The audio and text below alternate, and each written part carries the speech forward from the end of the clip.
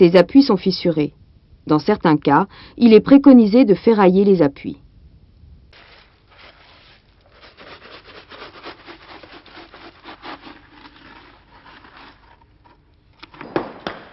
Lorsque l'appui de fenêtre a une longueur supérieure ou égale à 2 mètres, on doit incorporer une armature suffisante pour s'opposer au phénomène de fissuration.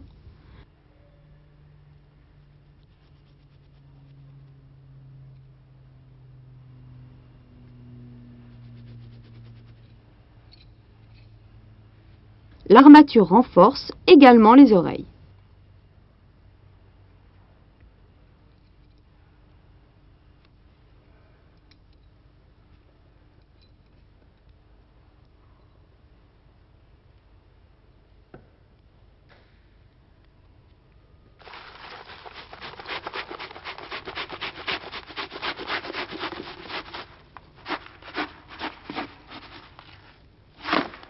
Voici l'appui de fenêtre coulé en place. Le larmier, la face, les oreilles, le glacis, le plat du regingot, la gorge, le nez de l'appui. Coulé ici avec un moule métallique. Le maçon relève les cotes et calcule le volume de l'appui de fenêtre.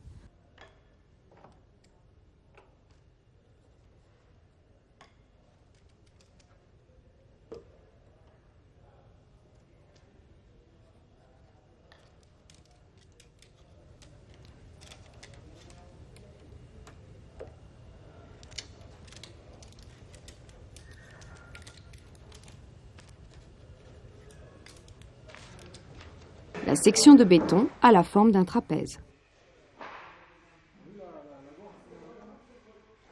Pour couler l'appui, le maçon a besoin d'une auge, d'une truelle lisseuse, d'une taloche, d'une truelle langue de chat, d'un seau et d'une brosse à mouiller, d'un tuyau PVC de diamètre 32 mm, d'un bout de chevron et d'un marteau. Le maçon humidifie la maçonnerie avant de couler. Les bois de coffrage ont été huilés avant leur mise en place.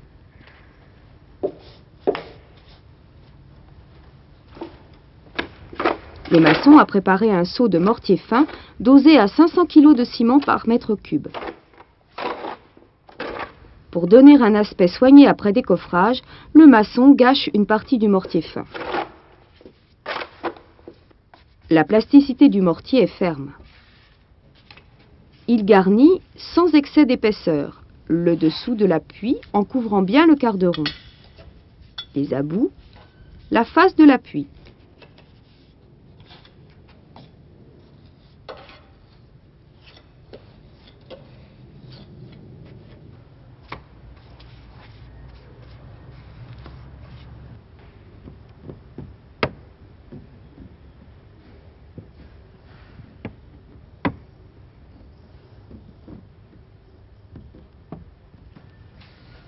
Dans la foulée, le maçon dépose une partie du béton dans le coffrage.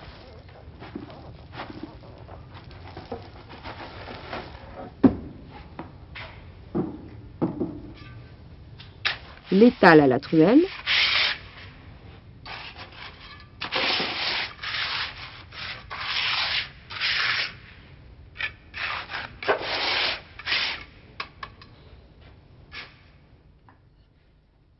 Et le serre à l'aide du morceau de chevron et du marteau.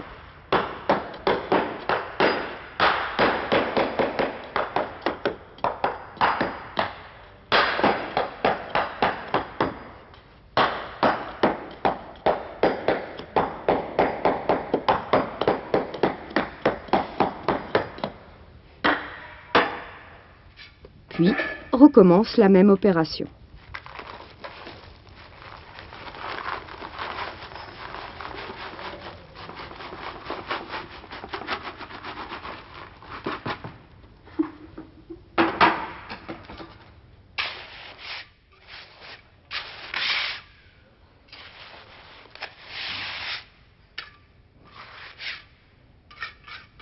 Le maçon évite de détériorer le mortier gras avec sa truelle.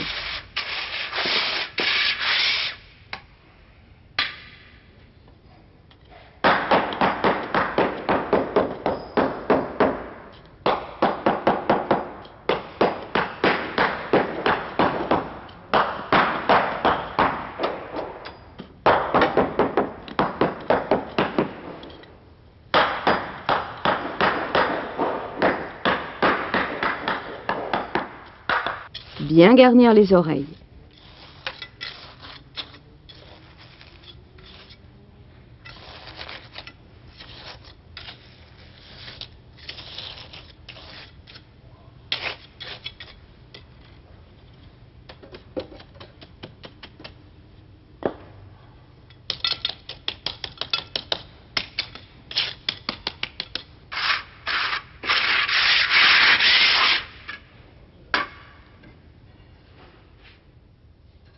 Il dresse le béton à l'aide d'un lito.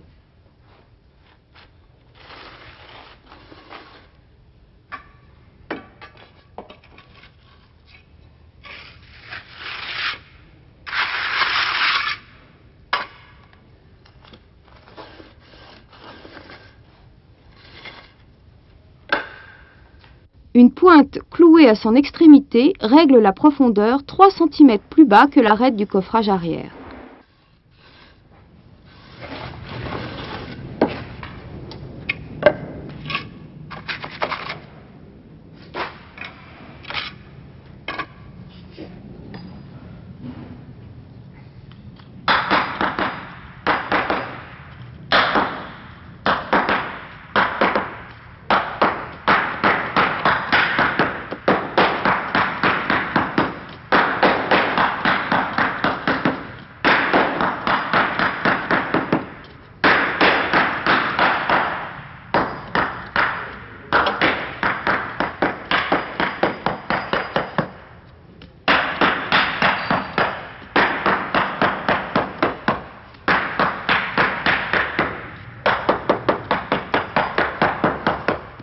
Après damage au chevron et marteau, le béton se situe 5 mm plus bas que l'arête du coffrage avant.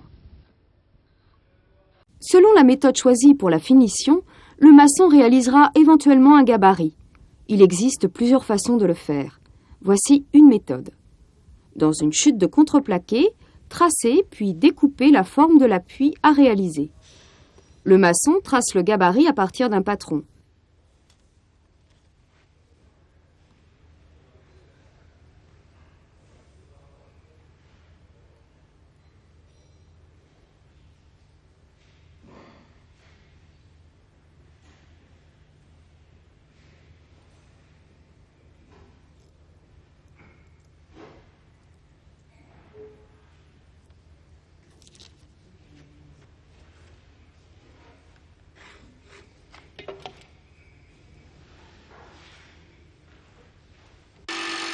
Il découpe la forme à la scie sauteuse.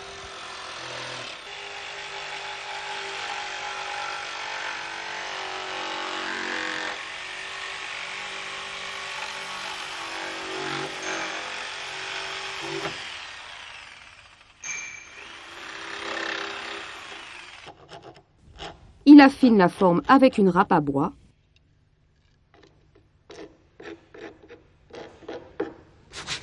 Finit par un ponçage avec du papier abrasif et enlève les écharpes.